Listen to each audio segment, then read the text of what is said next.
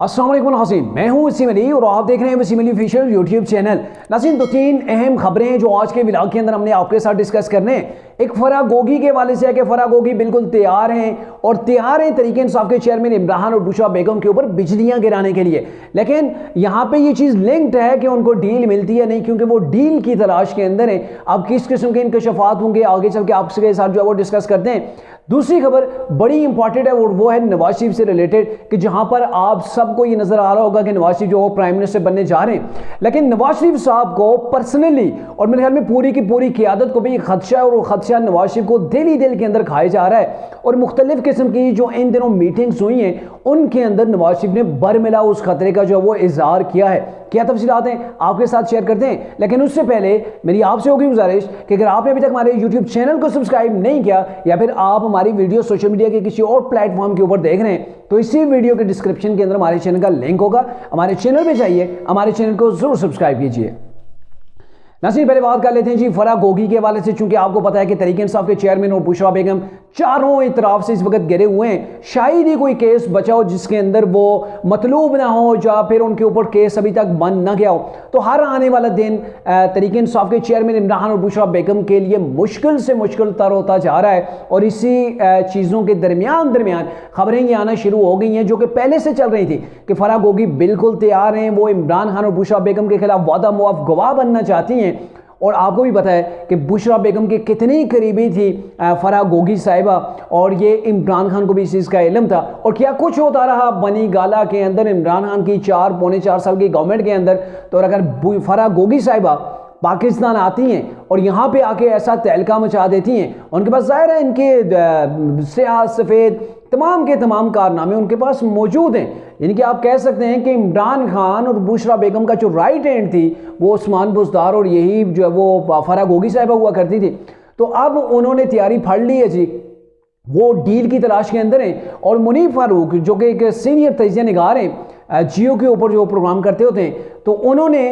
ये खबर जो है वो ब्रेक की है कि फराह गोगी साहिबा बिल्कुल रेडी हैं और डील की तलाश के अंदर हैं। और एक बिजनेस टाइकून है, उनके पाकिस्तान के अंदर काफ़ी लिंक हैं, वो राब्ते भी कर रहे हैं कि फराह गोगी को इस डील के अंदर जो है वो बेनिफिट पहुँचाया जाए, यानी कि वादा मुआफ उन्हें गवाह बनाया जाए। वो अपनी तमाम के तमाम उनके पास जितने भी राज हैं वो उगल दें, लेकिन इसके बदले में क्या हो कि उनको सेल्फ प्रोटेक्शन उनको मिलना चाहिए, यानी कि वो जेल के अंदर ना जाए, उनके खिलाफ फराह गोगी के खिलाफ जो वो केसेस ना बने। लेकिन अब तक उनको ये रिलीफ नहीं मिला है। इदारों ने यही कहा है कि आप पाकिस्तान आए, आपने जो कुछ गुल खिलाए हैं आप उसका भी एहतसाब दें, उसका भी जवाब दें। और जो दीगर आपके पास जो ज़ाहिर चीज़ें, वो तो ज़ाहिर अगर फराह गोगी साहिबा पाकिस्तान आती हैं, इदारों की गिरफ्त में आती हैं, तो बिना किसी शर्त के, अभी तो वो शर्त आयद कर रही है ना कि आप मुझे सेफ रखें, मेरे खिलाफ जो है वो केसेस ना बने, मुझे अप साइड में करें, और जो कुछ भी मेरे पास है सियासत तमाम का तमाम जो वो आपके सामने रख दूंगी। लेकिन अगर वो पाकिस्तान आती हैं, गिरफ्तार हो जाती हैं,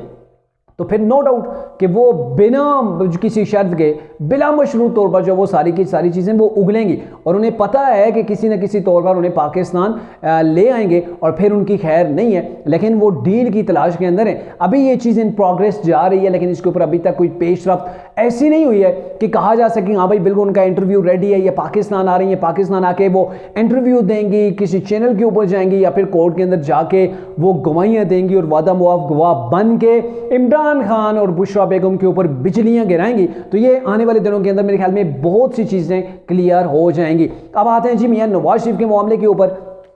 जो इंतहाई अहम है। और यूं तो लग रहा है जैसे कि मैंने पहले बात की कि नवाज शरीफ साहब बिल्कुल जो है वो नज़र आ रहा है कि गवर्नमेंट उनकी बनने वाली है, लेकिन इन तमाम चीज़ों के बावजूद नवाज शरीफ साहब कुछ खाइफ हैं। उन्हें वो कोई परेशानी है जो दिल के अंदर उन्हें खाई जा रही है, या फिर वो हर प्रोग्राम के अंदर जाते हैं। रिसेंटली आपने देखा कि वो मरी के अंदर गए, फिर सियालकोट के अंदर गए, दोनों जगह के ऊपर उन्होंने बरमला अपनी तशवीश का इजहार किया। और अब नवाज शरीफ साहब जो लंदन के अंदर बैठ के, नवाज शरीफ ने उस वक्त ये कहा था ना कि वो 5 का टोल है, इसका एहतसाब होना चाहिए। फिर मियाँ साहब यहाँ से चले गए थे, उनकी ज़बानबंदी करवा दी गई थी, लेकिन अब फिर से मियाँ साहब पाकिस्तान के अंदर आए। लाहौर का मीनार पाकिस्तान जलसा कामयाब जलसा रहा, लेकिन अब फिर से कदम कदम आहिस्ता जैसे जैसे मियाँ साहब जा रहे हैं, इलेक्शन के करीब जो वो बढ़ रहे हैं, तो अब वो बयानियाँ दोबारा से वो जिंदा होना शुरू हो गया है। नवाज शरीफ अब दोबारा से बरमिला उन चीज़ों का इजहार करना शुरू हो गए। और अगर आपको बताएं कि नवाज शरीफ का खदशा क्या है, और एक और बात जो कि मैं आपको अभी बता दूं कि मियाँ नवाज शरीफ के हवाले से एक पेश गोई भी है जो मैंने थोड़ा सा आगे चल के आपके साथ डिस्कस करनी है कि मियाँ साहब क्या करने वाले हैं आने वाले दिनों के अंदर, मियाँ साहब का क्या बयानिया होगा, क्या मियाँ साहब करेंगे। लेकिन अभी आपको ये बताएं कि चूंकि मरी के अंदर और सियालकोट के अंदर दो जगहों के ऊपर वर्कर्स कन्वेंशन थे, वहां पर मियाँ साहब ने खिताब फरमाया और लाहौर के अंदर जाके सियालकोट के अंदर उन्होंने क्या कहा, सियालकोट के अंदर उन्होंने वो 5 के टोले को याद किया, 5 के टोले का जिक्र किया कि इन्हें क्या राइट है, इनके पास क्या हक था कि ये 24 करोड़ अवाम के मुंतखब नुमाइंदे को वो घर भेज के अपनी मर्जी का एक खटपुतली को लाके बिठा दें। तो 5 का टोला कौन सा था, 2 जर्नल्स थे, 3 जज थे। तो उन्हीं के ऊपर अब दोबारा से मियाँ साहब की जो है वो जो ट्रैक था ना, उसी ट्रैक के ऊपर मियाँ साहब दोबारा से आ गए हैं। और पता नहीं इस ट्रैक के ऊपर आने के बाद उनके लिए आसानियाँ होंगी या मुश्किल होंगी, लेकिन वो ट्रैक के ऊपर आ गए। अब ये इनके आने की भी वजह है कि मियाँ साहब ये बातें क्यों कर रहे हैं। जब उन्हें शहबाज शरीफ साहब मना कर रहे हैं, दीगर लोग मना कर रहे हैं कि आपकी अभी इस्टेब्लिशमेंट के साथ जो है वो अच्छा एक तल्लक जा रहा है, तो ऐसे हालात के अंदर आप क्यों इन चीज़ों को बोल रहे हैं। तो मियाँ साहब जो सोच रहे हैं, उनका जो खदशा है वो मेरे ख्याल में बिल्कुल दुरुस्त है। चूंकि वो मैं आपको बताता हूं, मियाँ साहब चूंकि इन्होंने 5 के उस टोले को याद किया सियालकोट के अंदर, कहा इनके पास क्या राइट था कि इन्होंने मेरी गवर्नमेंट, चलती हुई गवर्नमेंट को जो है वो ज़मीन बोझ कर दिया और ये कहा कि मुल्क कितना खुशहाल था। मियाँ साहब ने ये कहा कि मुल्क कितना खुशहाल था, डॉलर 104 पे था, पाकिस्तान में उस वक्त महंगाई नहीं रही थी, हमने लोड शेडिंग और दहशतगर्दी का खात्मा कर दिया था। ये 2013 से 2017 के दरमियान की मैं बात करूँ, उसके वक्त की मियाँ साहब जो वो बात करें, डिस्कस करें। और ये भी कहा कि हम बेरोज़गारी ख़त्म हो रही थी, हम ख़त्म कर रहे थे, हमारे खिलाफ साजिश करके एक भला मुल्क, अच्छा खासा जो मुल्क ट्रैक के ऊपर चढ़ गया था, उसको इन्होंने सत्यानाश करके रख दी गई, तबाह कर दिया गया। मुल्क का जो हाल हो गया, 10 बार दफ़ा ये सोचता हूँ कि दोबारा इसको ट्रैक के ऊपर कैसे लाया जाएगा, इसको ट्रैक के ऊपर कैसे लाऊंगा। जाहिर है आपकी अगर गवर्नमेंट आती है तो आपको ये चीज़ें करनी पड़ेंगी। आप ये अभी लोगों को बता रहे हैं कि हमारी प्रोग्रेस बोलती होती है, हम काम करेंगे, हम उनको ट्रैक के ऊपर लाएंगे, तो हालात ऐसे बन चुके हैं कि मियाँ साहब के लिए तशवीश है। और ये भी कहा उन्होंने कि पाकिस्तान बार बार ऐसी गलतियों का मोतमिल नहीं हो सकता। बड़ा जुमला है ये, जो जुमला है मियाँ साहब ने ये इसके अंदर जो बात किया, बड़ी बात पोशीदा है, वो मैं आपके साथ डिस्कस करता हूँ। और ये भी कहा कि 2018 के अंदर आरटीएस बंद करवा के, आरटीएस बैठ गए थे ना, आपको याद है, और फिर ऐसे शख्स को लाया गया जिसको सिर्फ गाली आती है, गाली के सिवा कुछ नहीं आता। मेरे ख्याल में मियाँ साहब यहाँ पे 100% दुरुस्त है कि जो कप्तान है, जलसा हो, जुलूस और रैली हो, स्टेज के ऊपर खड़े हो या क्राउड से, जहां पर आप देखेंगे तरीके इंसाफ के चाहने वाले या कप्तान सभी जो है वो एक ज़बान बोल रहे होते हैं और अपने जो उनके अरीफ होते हैं उनको गालिम गलौज होती है, उनको बुरे नामों से पुकारते हैं, उनको ऐसे ऐसे नामों से या फिर ऐसी ऐसी बातें की जा रही होती हैं कि अल्लाह माफ़ करे कि लगता ही नहीं कि ये इस पाकिस्तानी कौम का लीडर है। अगर ऐसा लीडर है जो कि ऐसी स्पीच करता है, बाकी इमरान के बोलने का अंदाज या बोलने के अंदर वो मियाँ साहब से कहीं आगे, बट उनके अंदर जो बदतमीजी का अवसर पाया जाता है इमरान साहब की जो स्पीच के अंदर होता है, मेरे ख्याल में आजकल दूसरी जमात का या तीसरी का तालिब इल्म भी अगर वो भी स्पीच करे ना, तो वो भी शर्मिंदा होगा कि भाई ऐसी बातें मैं कैसे कर सकता हूँ, मैं तो एक स्टूडेंट हूँ, मुझे ऐसी बातें नहीं करनी चाहिए। कोई भी पढ़ा लिखा शख्स ऐसी बातें नहीं करता, उसे जेब ही नहीं दे रही होती, जो हमारे सबका प्राइम मिनिस्टर जो है वो इमरान खान किया करते थे। इमरान खान आया नहीं था, उसे लाया गया था, ये मियाँ साहब फरमा रहे हैं, और उसे लाने वाले भी इतने ही जिम्मेदार हैं जितना कि वो, यानी कि इमरान खान। अब मियाँ साहब ने यहाँ पे क्या कहा कि पाकिस्तान ऐसे मामलात का दोबारा से, ऐसी गलतियों का मोतमिल नहीं हो सकता। मियाँ साहब को ये खदशा है कहीं दोबारा से अगर मैं पाकिस्तान को ट्रैक के ऊपर लेके आता हूँ तो कहीं ऐसा ना हो कि एक बार फिर से, जैसे चूंकि मियाँ साहब की ये गवर्नमेंट्स का रिकॉर्ड रहा है, पहले भी उनके साथ ये चीज़ें होती हैं, उन्होंने भुगती हुई हैं, जिस शख्स ने भुगती होती है ना वो बेहतर समझता है। तो इसलिए ये कह रहे हैं कि पाकिस्तान ऐसी गलतियों का मोतमिल नहीं हो सकता कि आप बार बार ऐसा करें, चलती हुई गवर्नमेंट को जो पाकिस्तान को ट्रैक के ऊपर लेके जा रही हो, आप उससे गिराएं और बाद में जाके रोना रोएं कि पाकिस्तान के हालात अच्छे नहीं है, पाकिस्तान की मैशत डूब रही है, पाकिस्तान डिफॉल्ट कर रहा है, पाकिस्तान के अंदर महंगाई है, बेरोजगारी है, लोग यहाँ से बाहर के ममालिक के अंदर जा रहे हैं। तो फिर ये रोना धोना नहीं बनता। आपको क्या ज़रूरत थी? जजेस के वाले से भी इन्होंने कहा कि आज ज़रूरत थी जजेस को कि जजेस ने मुझे निकाला, मेरी गवर्नमेंट एक ऑलरेडी चल रही थी, अच्छी खासी गवर्नमेंट थी, निकाला कि इसके ऊपर पनामा का मामला था और निकाला अकामा, बेटे से ना लेने की तनख्वाह जो नहीं ली थी उसकी सज़ा के अंदर मुझे जो वो नायल किया, मुझे गवर्नमेंट से हाथ धोना पड़ा। तो ये वो सारी चीज़ें मियाँ साहब क्यों दोहरा रहे हैं? मियाँ साहब ये चाहते हैं कि अगर इन लोगों को सजाएं नहीं हुई, इन लोगों को अगर फिक्स नहीं किया गया, इनकी वजह से अगर इन्हें नहीं फिक्स किया जाता तो फिर कल कोई और उठेगा,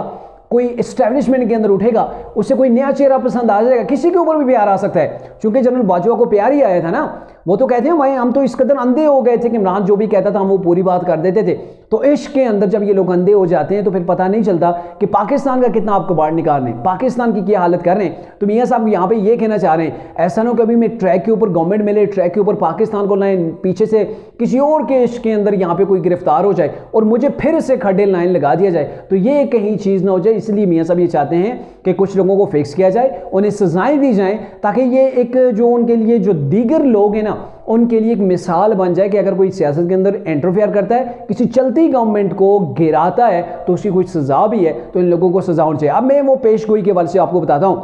मियाँ साहब की हवाले से मैं ये पेशगोई आपको अभी से करके बता रहा हूँ, प्रिडिक्ट करके बता रहा हूँ, चूंकि हालात ऐसे नजर आ रहे हैं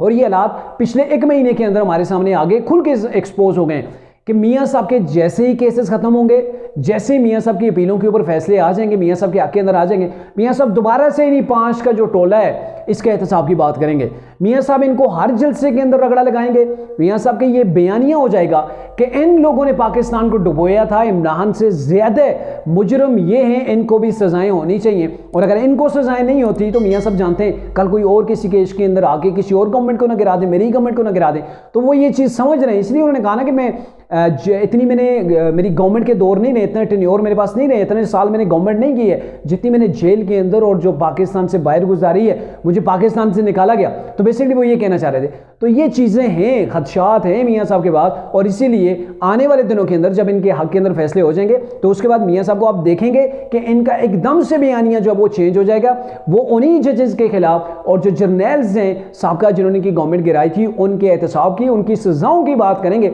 और कौम को बताएंगे कि आपके मुजरिम ये, कौम के अंदर जाके कौम को ये बताया जाएगा कि आपके मुजरिम ये, इन्होंने पाकिस्तान को